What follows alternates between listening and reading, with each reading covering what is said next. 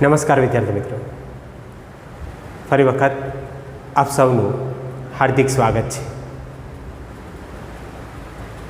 આજે આપણે ધોરણ 12ની અંદર જે ચેપ્ટર રનિંગ છે એમાં આગળ વધવાના છે। આપણે અગાઉ એટલે કે પ્રીવિયસ લેક્ચરની અંદર આપણે વાત કરી ગયા કે ખાસ કરીને જે બેવડા ફલનને લઈને જોવા મળતી પશોફલન ઘટનાઓ છે એની માહિતી એ આપણે મેળવી ગયા અને એની અંદર એન્ડોસ્પર્મની ક્રિયા એ આપણે જોઈ ગયા, મીન્સ ભ્રૂણપોષની ક્રિયા। વિદ્યાર્થી મિત્રો, આજે જે આપણે વાત કરશું એ વાત હશે ભ્રૂણની, મીન્સ એમ્બ્રિયોની। અહીંયા આજનો ટોપિક એ નીટ બેઝ માટે ખૂબ જ અગત્યનો છે, કારણ કે આપણે ચોપડી કરતાં કંઈક વિશેષ એ દર્શાવશું। વિડીયો છેક સુધી જોજો। આજે આપણે જે કંઈ પણ પોઈન્ટ્સ એ રાખશું એ સંપૂર્ણ પોઈન્ટ્સ એ ભ્રૂણને લઈને છે, એટલે ખાસ ધ્યાન રાખજો। આજનો જે ટોપિક છે એ બે પાર્ટની અંદર વિભાજિત છે, એટલે કે પહેલા પાર્ટની અંદર આપણે અડધા ભાગની ક્રિયા એ જોશું અને બીજા પાર્ટની અંદર બીજા અડધા ભાગની ક્રિયા એ આપણે જોશું। તો આ બંને પાર્ટ્સ એ આપણા માટે ખૂબ જ જરૂરી છે। છેક સુધી વિડીયો એ કન્ટિન્યુ રાખજો, જેથી કરીને આખો પોઈન્ટ એ આપણો ક્લિયર થાય।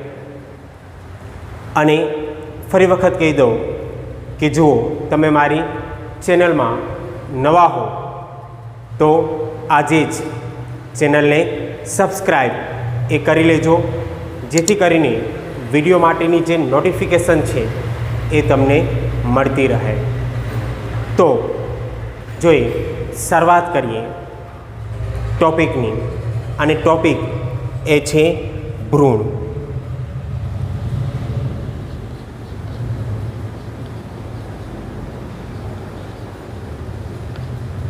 ભ્રૂણ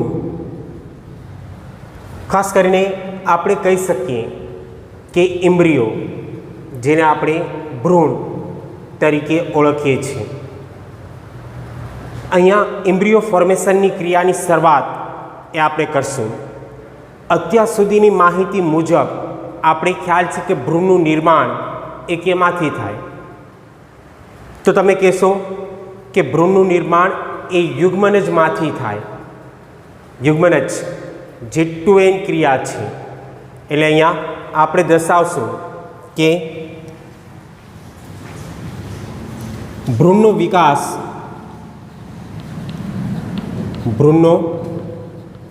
વિકાસ અંડછિદ્ર ભાગ તરફ આવે દ્વિતીય યુગ્મનજ એટલે કે 2n, આ ખાસ ધ્યાન રાખજો। દ્વિતીય યુગ્મનજ માંથી થાય છે। આ સૌથી પહેલો પોઈન્ટ જે આપણે જાણીએ છીએ કે ભ્રૂણનો વિકાસ એ અંડછિદ્ર ભાગ તરફ આવે, જે ખાસ કરીને દ્વિતીય યુગ્મજ છે એ દ્વિતીય યુગ્મનજમાંથી અંતે ભ્રૂણનો વિકાસ એ થતો જોવા મળે છે। ખાસ કરીને ભ્રૂણનો વિકાસ થાય એ પહેલાં અથવા યુગ્મનજનું વિભાજન થાય એ પહેલાં ભ્રૂણપોષનું નિર્માણ થઈ જવું ખૂબ જ જરૂરી છે। આપણે પ્રીવિયસ લેક્ચરમાં કીધું હતું કે સૌથી પહેલાં જે વિકાસ થશે એ ભ્રૂણપોષનો અને પછી વિકાસ એ ભ્રૂણનો। તો અહીંયા એ પોઈન્ટ પણ આપણે દર્શાવશું કે મોટા ભાગે આવશ્યક જથ્થામાં ભ્રૂણપોષનું નિર્માણ થાય ત્યારબાદ યુગ્મનજ એ વિભાજન પામે. અહીંયા ખાસ ધ્યાન રાખજો, આ પોઈન્ટ એ અગત્યનો છે.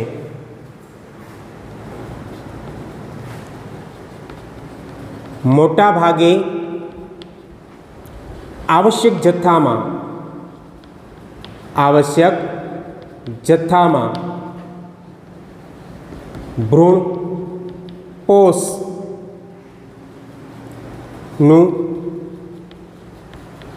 નિર્માણ થયા બાદ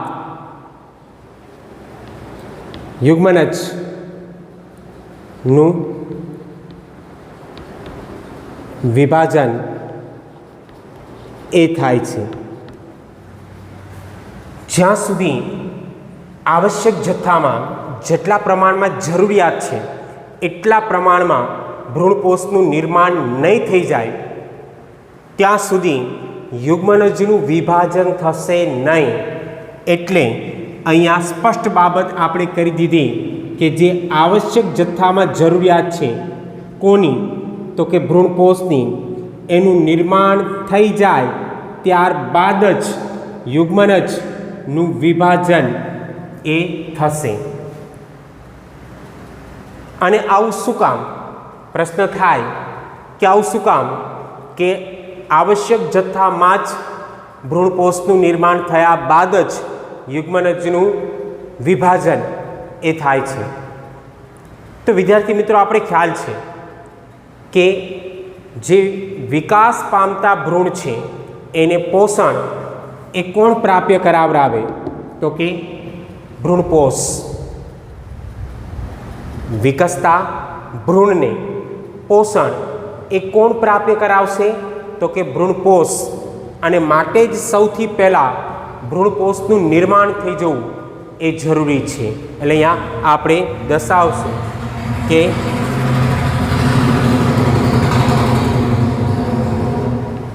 વિકસતા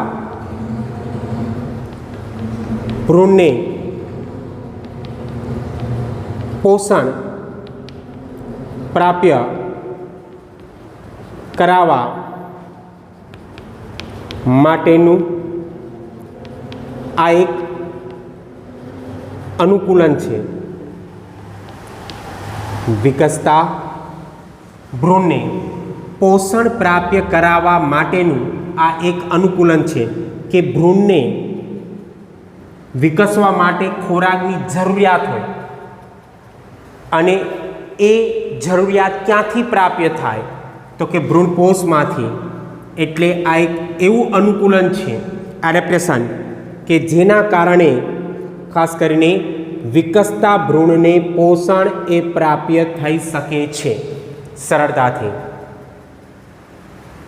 તો અહીંયા જે બેઝિક ક્રિયા હતી એ આપણે જોઈ ગયા કે હા, સૌથી પહેલાં નિર્માણ એ ભ્રૂણકોષનું થશે, પછી નિર્માણ ભ્રૂણનું, અને એ ભ્રૂણનું નિર્માણ પણ જે દ્વિતીય યુગ્મજ છે એમાંથી થતું જોવા મળશે. Point clear? હવે ભ્રૂણ વિકાસની ક્રિયાને આગળ વધારીએ એ પહેલાં એક પોઈન્ટ એ ક્લિયર કરાવી દો કે એકદળી અને દ્વિદળી વનસ્પતિમાં જે પ્રાથમિક ભ્રૂણ વિકાસની ક્રિયા છે એ સમાન રહેશે. શરૂઆતની જે ભ્રૂણના વિકાસની ક્રિયા છે એ બંનેમાં એક સમાન એ જોવા મળશે. એટલે અહીંયા આપણે પોઈન્ટ એ દર્શાવશું કે એકદળી અને દ્વિદળી જે વનસ્પતિ છે, એકદળી અને દ્વિદળી જે વનસ્પતિ છે, આ બંને વનસ્પતિની અંદર પ્રાથમિક ભ્રૂણ વિકાસની ક્રિયા એક સમાન રહેશે. એટલે કે પ્રારંભિક અવસ્થા એક સમાન જોવા મળશે. અહીંયા આપણે દર્શાવીએ છીએ કે ભ્રૂણ વિકાસની પ્રારંભિક અવસ્થા એ સમાન.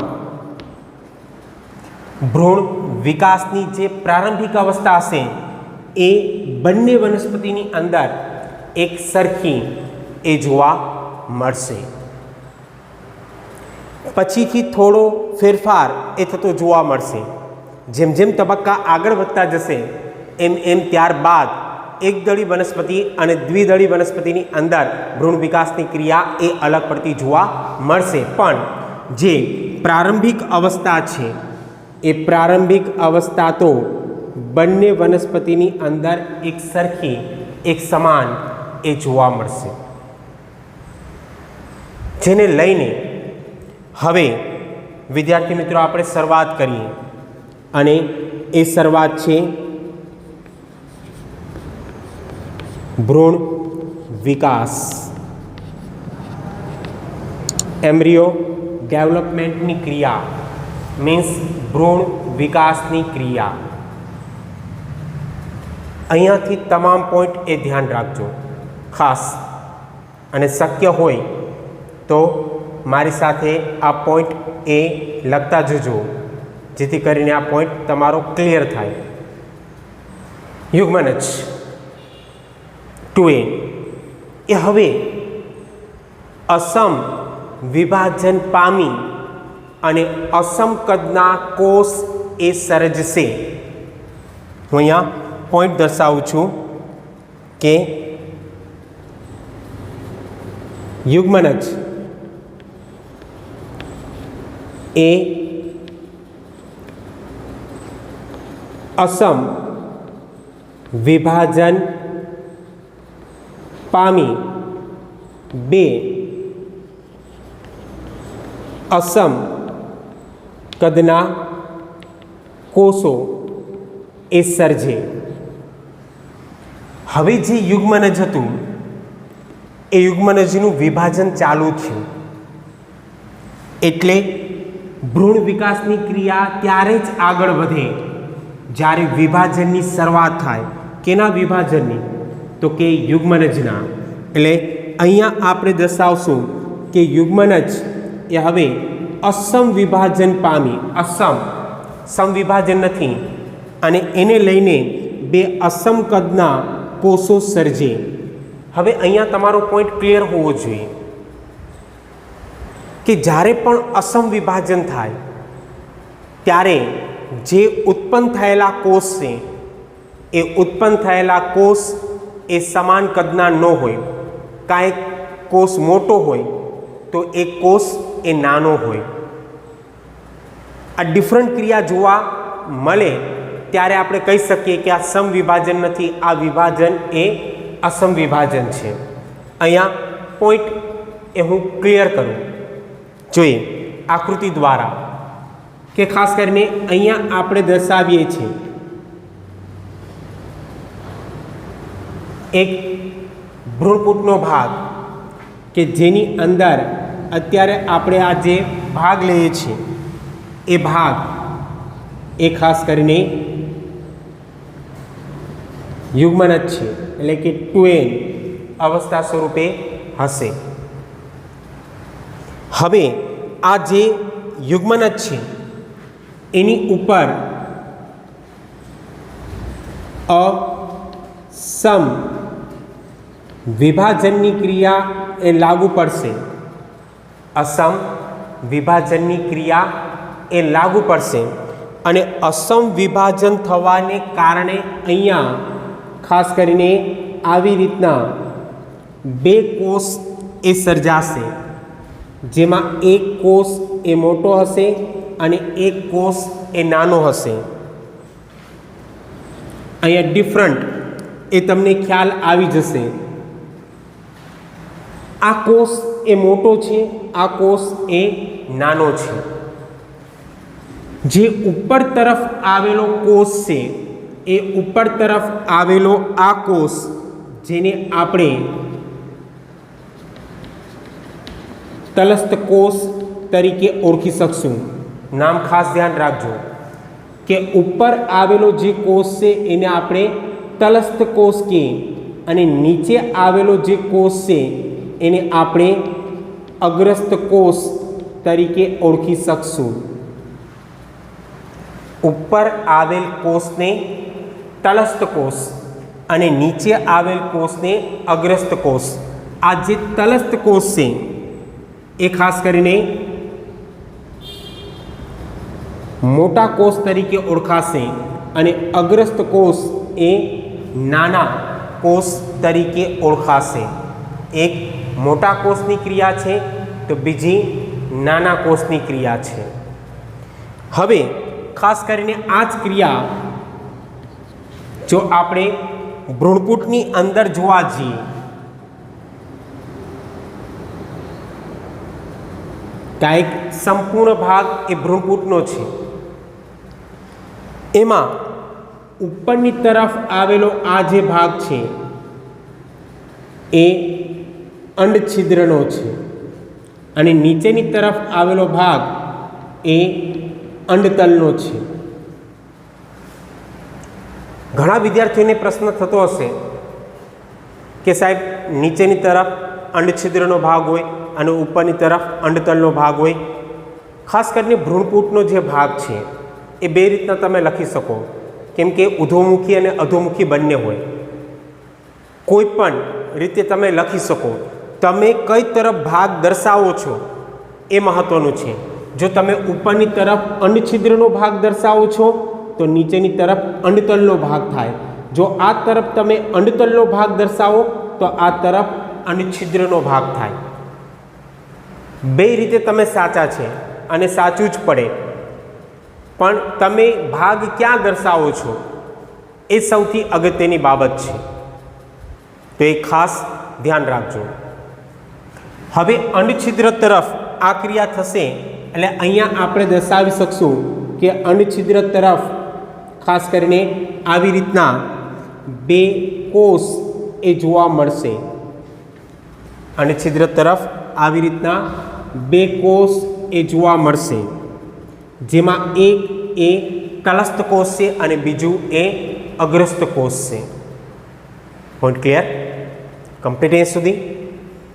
હવે સૌથી મહત્વની બાબત કે આ બંને કોષ એ વિભાજન પામશે, પણ બંને કોષ એ પોતપોતાની રીતે વિભાજન પામશે. એક સાથે પામશે પણ અલગ રીતે પામશે વિભાજન, જેને લઈને અહીંયા આપણે એક પોઈન્ટ એ દર્શાવીએ કે ખાસ કરીને જે તલસ્થ કોષ છે, જે તલસ્થ કોષ એ જોઈએ છે આપણે, એ તલસ્થ કોષની અંદર જે વિભાજન થશે એ વિભાજન એ અનુપ્રસ્થ વિભાજન રહેશે. તલસ્થ કોષ સસ્પેન્સર સેલ્સ, જેને કે અંગ્રેજીમાં સસ્પેન્સર સેલ્સ, જે અનુપ્રસ્થ વિભાજન પામશે. અનુપ્રસ્થ વિભાજન એ પામવું મીન્સ આડું વિભાજન એનું થશે. હોરિઝોન્ટલ ડિવિઝનની ક્રિયા એ દર્શાવશે કે અહીંયા જે વિભાજન થશે એ હોરિઝોન્ટલ ડિવિઝનની રહેશે. હોરિઝોન્ટલ ડિવિઝનની ક્રિયા એ જોવા મળશે, મીન્સ આડું વિભાજન. જ્યારે બીજો પોઈન્ટ એ આપણે દર્શાવીએ કે બીજો કોષ જેને આપણે અગ્રસ્ત કોષ કહીએ છીએ, એ અગ્રસ્ત કોષ એ ખાસ કરીને આયામ વિભાજન પામશે. કયું વિભાજન વિદ્યાર્થી મિત્રો? આયામ વિભાજન. આ જે અગ્રસ્ત કોષ છે, એમ્બ્રિયોનલ સેલ્સ, એમ્બ્રિયોનલ જેમાંથી ભ્રૂણનું નિર્માણ થાય. ખાસ ધ્યાન રાખજો કે ભ્રૂણનું જે કંઈ પણ નિર્માણ થશે એ અગ્રસ્ત કોષમાંથી થાય. એટલે અંગ્રેજી શબ્દ હું લઉં છું અહીંયા વારંવાર કે એને એમ્બ્રિયોનલ સેલ કહેવાય, કે જેની અંદર આયામ વિભાજન એ જોવા મળી શકે. અને આયામ વિભાજન ખાસ કરીને વર્ટિકલ ડિવિઝનની ક્રિયા અહીંયા આપણે જોઈ શકીએ કે વર્ટિકલ ડિવિઝન એમાં જોવા મળશે. આયામ એટલે ઊભું, અનુપ્રસ્થ એટલે આડું અને આયામ એટલે ઊભું. તો અહીંયા આપણે દર્શાવ્યું કે બંને કોષ વિભાજન પામે છે, પણ એક કોષ એ અનુપ્રસ્થ વિભાજન પામે છે જ્યારે બીજો કોષ એ આયામ વિભાજન પામે છે. અહીંયા હજી એ પોઈન્ટને થોડો વધુ ક્લિયર કરીએ. આ લેક્ચરની અંદર આપણે આકૃતિ દ્વારા સમજશું, ધ્યાન રાખજો. અને જે પાર્ટ 2 છે એમાં થિયરિકલ બેઝ એ આપણે લેશું. એટલે આકૃતિ એ ક્લિયર હોવી જોઈએ જેથી કરીને તમે થિયરિકલ પાર્ટ એ સરળતાથી સમજી શકો. તો અહીંયા આપણે દર્શાવીએ કે ખાસ કરીને અહીંયા આ જે ભાગ છે, આ જે કોષ એ જોવા મળે છે એ તલસ્થ કોષ છે, જ્યારે આ તરફ આવેલો આ જે કોષ છે એ અગ્રસ્ત કોષ છે, જેને અનુસરીને અહીંયા આપણે દર્શાવીએ કે આ કોષ જેને આપણે તલસ્થ કોષ કહીએ, આ કોષ જેને આપણે તલસ્થ કોષ કહીએ, તલસ્થ કોષ એ અનુપ્રસ્થ વિભાજન પામે અને અનુપ્રસ્થ વિભાજન પામી ખાસ કરીને 20 થી 25 કોષ એ સર્જે. આ જે તલસ્થ કોષ છે એ સતત અનુપ્રસ્થ વિભાજન પામ્યા જ કરશે અને 20 થી 25 કોષનું સર્જન કરશે. આ 20 થી 25 કોષનું જે સર્જન થશે એ રચનાને નીલમ તરીકે ઓળખવામાં આવશે. એ રચનાને નીલમ તરીકે ઓળખવામાં આવશે. વિદ્યાર્થી મિત્રો, એટલો પોઈન્ટ ક્લિયર. જ્યારે આ તરફ આવેલ જે કોષ છે, આ કોષ જેને આપણે અગ્રસ્ત કોષ કે, જે કોષ એ કયો કોષ છે? અગ્રસ્ત કોષ. અને અગ્રસ્ત કોષની અંદર હવે ખાસ ધ્યાન રાખજો કે અહીંયા 2 વાર આયામ વિભાજન થશે, 2 વાર આયામ વિભાજન, 1 વાર અનુપ્રસ્થ વિભાજન, 1 વાર અનુપ્રસ્થ વિભાજન અને હજી 1 વાર એ પરિવર્તી વિભાજન એ થતું જોવા મળશે. તો અહીંયા થોડી ડિફરન્ટ ક્રિયા એ જોવા મળે. આયામ વિભાજન તો છે, પણ આયામ સાથે અનુપ્રસ્થ અને પરિવર્તી વિભાજનની ક્રિયા એ પણ જોવા મળશે, જે ખાસ ધ્યાન રાખજો વિદ્યાર્થી મિત્રો. તો અહીંયા સૌથી મહત્ત્વની બાબત છે કે બંનેમાં વિભાજનની ક્રિયા એ જોવા મળે છે, જેને અનુસરીને હવે સૌથી પહેલો કોષ એ આપણે લઈએ. અને પહેલો કોષ જે છે તલસ્થ કોષ, પહેલો કોષ જે છે તલસ્થ કોષ. આકૃતિ ખાસ ધ્યાન રાખજો, કેમ કે આકૃતિ ઉપરથી જ આખો પોઈન્ટ એ ક્લિયર થઈ જશે તમારો. અહીંયા આપણે દર્શાવીએ કે ખાસ કરીને આ જે કોષ છે એ તલસ્થ કોષ છે અને એની સાથે જોડાયેલ આ જે કોષ છે એ અગ્રસ્ત કોષ છે. એટલે તલસ્થ કોષ સાથે અગ્રસ્ત કોષ એ જોડાયેલ હશે. હું અહીંયા દર્શાવી દઉં કે ખાસ કરીને આ તલસ્થ કોષ અને આ તરફ આવેલો આ જે કોષ છે એ અગ્રસ્ત કોષ. કમ્પ્લીટ અહીં સુધી. હવે જે તલસ્થ કોષ છે એ અનુપ્રસ્થ વિભાજન પામશે. અનુપ્રસ્થ મીન્સ આડું વિભાજન એ પામશે. એટલે અહીંયા આપણે દર્શાવીએ કે આનું આડું વિભાજન થશે. આવી રીતના આડું વિભાજન એ થતું જોવા મળે છે. એટલે અહીંયા આપણે દર્શાવશું કે ખાસ કરીને અનુપ્રસ્થ વિભાજન એ થશે. અગ્રસ્ત કોષમાં કોઈ ફેરફાર નહીં થાય. અગ્રસ્ત કોષ તો અત્યારે ફક્ત જોડાયેલો છે. આપણે જે સૌથી પહેલું વિભાજન જોઈએ છે એ તલસ્થ કોષનું જ છે. મેં બેયને અલગ પાડી દીધા પણ બેયનું વિભાજન સાથે જ હોય. આપણે પોઈન્ટને સમજી શકીએ સરળતાથી એ માટે આપણે બે કોષને અલગ પાડેલા છે એટલે ધ્યાન રાખજો. અનુપ્રસ્થ વિભાજન થશે એટલે ખાસ કરીને અહીંયા આપણે દર્શાવશું કે આ એક, આ બે અને એની સાથે જોડાયેલો આ ભાગ એ અગ્રસ્ત કોષનો છે. એટલે એકમાંથી બે તલસ્થ કોષનું નિર્માણ થયું. અનુપ્રસ્થ વિભાજનને લઈને ખાસ કરીને બે તલસ્થ કોષ એ નિર્માણ પામ્યા. પણ બે કોષ જે નિર્માણ પામેલા છે એમાં આ જે સૌથી ઉપરનો કોષ છે એ હવે વિભાજનમાં ભાગ નહીં લે. સૌથી ઉપરનો કોષ એ વિભાજનમાં ભાગ લેતો નથી. સૌથી ઉપરનો કોષ એ વિભાજનની અંદર ભાગ લેશે નહીં. જેને અનુસરીને હવે પોઈન્ટની શરૂઆત એ અહીંયા કરીએ.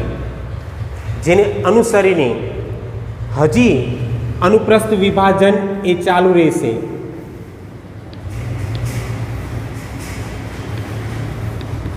અનુપ્રસ્થ વિભાજન એ ચાલુ રહેશે.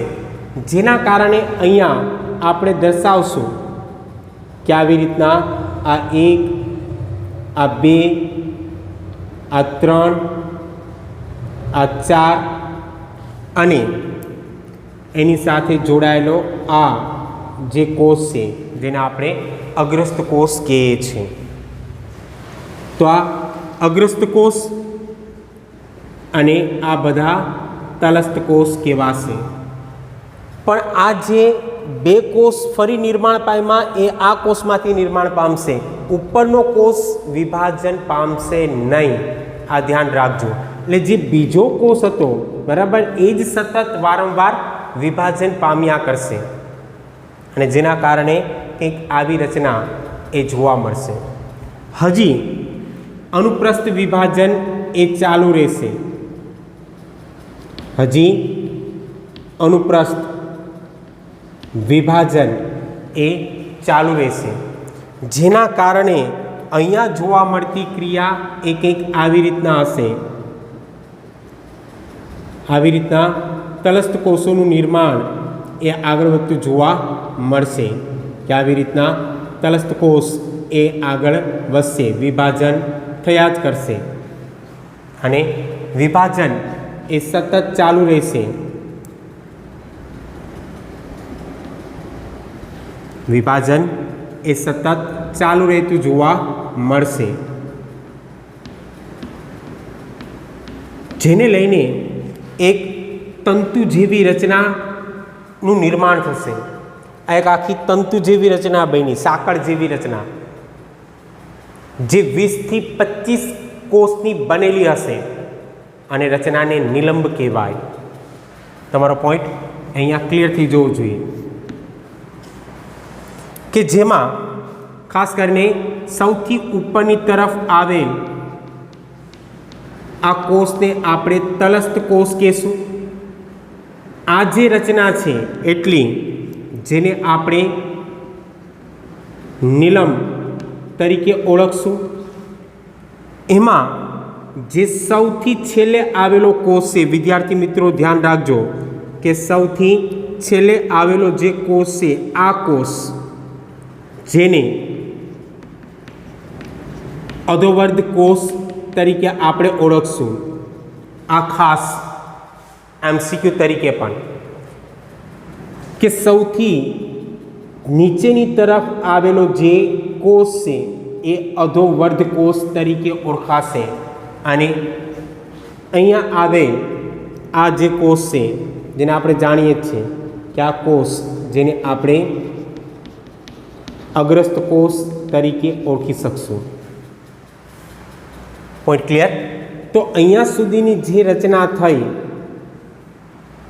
એ હતી તલસ્થ કોષની, કે તલસ્થ કોષ. આ જે અધોવર્ધ કોષ છે એમાંથી અંતે નિર્માણ જે થતું જોવા મળશે એ મૂળ ટોપીનું રહેશે. મૂળ ઉપર કેપ આવેલી હોય. ધોરણ 11માં તમે ભણી ગયા આખું ચેપ્ટર, તો તમને એટલો ખ્યાલ હશે કે રૂટ કેપ હોય જે મૂળને રક્ષણ આપે. એ રૂટ કેપનું જે નિર્માણ છે, મૂળ ટોપી, મૂળ ટોપનું નિર્માણ જે થશે એ આ અધોવર્ધ કોષમાંથી થતું જોવા મળશે. કમ્પ્લીટ. હવે જે કંઈ પણ ક્રિયા એ આપણે દર્શાવશું એ ક્રિયા છે અગ્રસ્ત કોષની. અગ્રસ્ત કોષ. અહીંયા ખાસ ધ્યાન રાખજો વિદ્યાર્થી મિત્રો, અગ્રસ્ત કોષની વાત કરીએ તો આપણે અહીંયા દર્શાવીએ કે આ એક કોષ એ અગ્રસ્ત કોષ છે. અગ્રસ્ત કોષ. આ અગ્રસ્ત કોષ ઉપર હવે અહીંયા આપણે દર્શાવશું કે સૌથી પહેલી ક્રિયા થઈ આયામ વિભાજનની. સૌથી પહેલી ક્રિયા કઈ થશે? આયામ વિભાજન. એટલે આવી રીતના ઊભું વિભાજન થશે. અને ઊભું વિભાજન થવાને કારણે ખાસ કરીને એકમાંથી આવી રીતના બે કોષ એ અસ્તિત્વમાં આવશે. કમ્પ્લીટ. વચ્ચેથી કપાય એટલે બે કોષ આવી રીતના અસ્તિત્વમાં આવશે. આજે બે કોષીય અવસ્થાનું નિર્માણ થયું. ફરી વખત અહીંયા આપણે દર્શાવીએ કે ફરી વખત આયામ વિભાજન થશે. ફરી વખત આયામ વિભાજન એ થશે. અને આયામ વિભાજન થવાને કારણે અહીંયા આ એક, આ બે, આ ત્રણ અને આ ચાર કોષીય અવસ્થાનું નિર્માણ એ થતું જોવા મળશે. કુલ કેટલા કોષ અસ્તિત્વમાં આવશે? તો કે કુલ 4 કોષ અસ્તિત્વમાં આવશે. 1, 2, 3 અને 4. આ 4 કોષીય અવસ્થાનું જે નિર્માણ થયું એને પૂર્વ ભ્રૂણ કહેવાય. પૂર્વ ભ્રૂણ, શરૂઆતનો ભ્રૂણ થયો. આપણે ખ્યાલ જ છે વિદ્યાર્થી મિત્રો કે ભ્રૂણનું નિર્માણ એ અગ્રસ્ત કોષમાંથી જ થાય. એટલે પૂર્વ ભ્રૂણનું નિર્માણ અહીંયા થતું જોવા મળશે. કમ્પ્લીટ. 2 વાર આયામ વિભાજન કમ્પ્લીટ થઈ ગયા. ઊભું વિભાજન. હવે ખાસ ધ્યાન રાખજો કે હવે જે વિભાજન થશે એ વિભાજન એ અનુપ્રસ્થ વિભાજન રહેશે. એકવાર અનુપ્રસ્થ વિભાજન થાય અને અનુપ્રસ્થ વિભાજન થવાને કારણે અહીંયા ધ્યાન રાખજો ખાસ કે અનુપ્રસ્થ વિભાજન કેમ થાય? આડું. તો અહીંયા આપણે દર્શાવીએ કે આ આડું વિભાજન થયું. ક્લિયર? જેના કારણે ઉપરની તરફ આ 1, આ 2, આ 3 અને આ 4 ઉપરની તરફ, જ્યારે બીજા 4 છે આ 1, આ 2, આ 3 અને આ 4 એ 4 નીચેની તરફ. આમ કુલ કેટલા કોષ અસ્તિત્વમાં આવ્યા? 8, જેને લઈને આપણે કહી શકીએ કે આ ક્રિયા એ 8 કોષીય ભ્રૂણ કોષની થઈ. 8 કોષીય ભ્રૂણ કોષની ક્રિયા એ જોવા મળશે. કમ્પ્લીટ. અને હવે એની ઉપર જે પરિધવર્તી વિભાજન છે એ લાગુ પડશે. અને પરિધવર્તી વિભાજન થવાને કારણે વિદ્યાર્થી મિત્રો આ 3D ડાયમેન્શનમાં હશે, એટલે કે 8 આગળ અને 8 પાછળ. એ અહીંયા આપણે દેખાડી ન શકીએ, પણ આપણે એટલું ક્લિયર કરાવી શકીએ કે આ 8 તો તમારી નજર સામે જ છે કે આવી રીતના 8 કોષ એ જોવા મળે જ છે.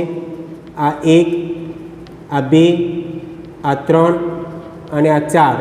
એવી જ રીતના અહીંયા 1, 2, 3 અને આ 4. અને એની ફરતે બીજા 8.